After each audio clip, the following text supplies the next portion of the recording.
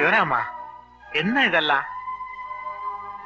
எனக்கு அந்த வேலை கிடைக்கும், பட்னி கடந்தாவது கிடைக்கிற சம்பளத்தை சேர்த்து வைக்கணும், நாயுடு கடன் அடைக்கணும், இப்படி எல்லாம் நினைச்சுதான் இந்த ஊருக்கு வந்தேன். அதெல்லாம் சரிப்பா. இவ்வளவு பணத்துக்கு நீ எங்க போவ? எப்படி இந்த கல்யாணத்தை நடத்துவ? தெரியல நம்பினா, ஆனா என் மனசு சொல்லுது இந்த கல்யாணம் நிச்சயம் நடக்கும்.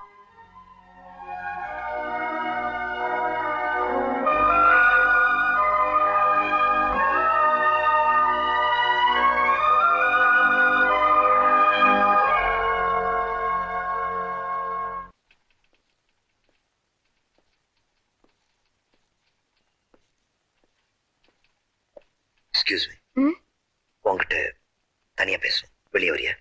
எதுக்கு? எதுவா இருந்தாலும் இங்கே பேசலாமே. ப்ளீஸ், முக்கியமான விஷயம், 2 நிமிஷம்.